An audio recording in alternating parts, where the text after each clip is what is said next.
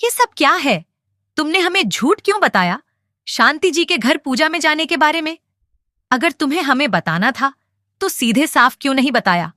हमें किसी से झूठ बोलने की क्या जरूरत थी? नहीं, पहले आपसे मैंने झूठ नहीं बोला। मैं वापस नहीं आई थी, फिर भी तुमने मुझे ऐसा समझाया। क्या तुम मुझे अपनी बात भी सही से नहीं बताओगी? देखो, मुझे तुम्हारे साथ जो कहना है वह बहुत जरूरी है। तुम शायद सोच रहे हो कि मैं क्यों ऐसा कर रही हूँ, लेकिन क्या तुम समझ पाओगे कि यह सब मुझे कितनी परेशानी में डाल रहा है? हमने देखा है तुमने हमारे सामने झूठ बोलना और बहाना बनाना शुरू कर दिया है। ये क्या तरीका है? तुम पहले तो घर से बिना बताए चली जाती हो, फिर आते ही कह देती हो कि शांति जी की तबीयत खराब है। लेकिन शांति जी तो बिल्कुल ठीक लग रही हैं। तुम सबका ऐसा बोलने का क्या मतलब है? तुम नहीं जानते मेरी जिंदगी में क्या चल रहा है। तुम तो हमेशा मेरी बातें ही गलत समझते हो। मैं घर से भागकर आ नहीं सकती, मैं तो बस अपनी माँ से मिलने आई थी। क्या तुम सच में अपनी माँ से मिलने आई थी? क्या तुम्हें हमारी आंखों में झूठ साफ नहीं दिख रहा? तुमने हमारी आंखों में धूल झोंक दी, झूठ बोलकर हमसे बचकर निकलने की कोशिश की। अब हमारे रिश्ते में कब से यह छल और कपट आ गया? तुम इतना कैसे बदल गई मंगल? तुमको अब तो लगता है कि मैं गलत हो गई हूं, लेकिन तुम जानते हो कि मेरा दिल किस दर्द से गुजर रहा है। मैं क्या करती जब माँ की तबीयत बहुत खराब थी? मैं क्या करती जब मेरे पास कोई रास्ता नहीं बचा था?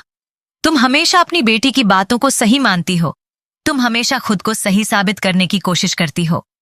तुमने हमारे ऊपर एहसान किया है, हमारे घर में रहकर, और अब जब तुम्हें अपने फैसले लेने का समय आया तो तुमने हमें पूरी तरह से नजरअंदाज कर दिया।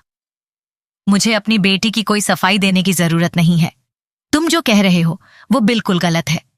मैंने उसे यहां बुलाया था, वह मुझसे मिलने आई थी और मैं प्रतिमा जी के घर में रहती हूं, इसलिए वह यहां आई।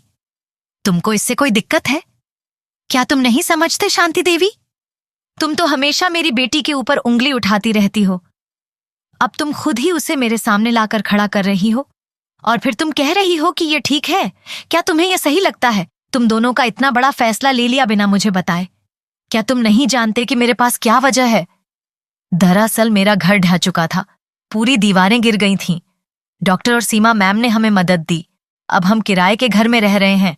तुम दोनों से कहने के लिए यह जरूरी था। माँ, हमें जो हो गया है वह हमारी किस्मत थी। घर ढहने के बाद हमें समझ में नहीं आया कि क्या करें, लेकिन अब हमें अपना घर फिर से बनाने का मौका मिला है।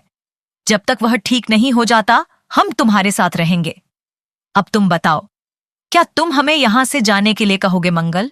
तुम जानती हो हमने तुम्हें कभी भी खुद से दूर जाने के लिए नहीं कहा, लेकिन जब तुमने हमें बिना बताए इतना बड़ा कदम उठाया तो क्या हम चुप रहते? हम चाहते थे कि तुम हमसे बात करती, हम सब मिलकर एक समाधान निकाल सकते थे। कम से कम हमें सच तो बताती। ऐसा क्या था कि तुमने हमें पूरी बात से अनजान रखा? तुम सही कह रहे हो कपिल, शायद मुझे सच बताना चाहिए था, लेकिन कभी कभी डर और डर की वजह से इंसान अपने ही रिश्तों में झूठ बोलने लगता है।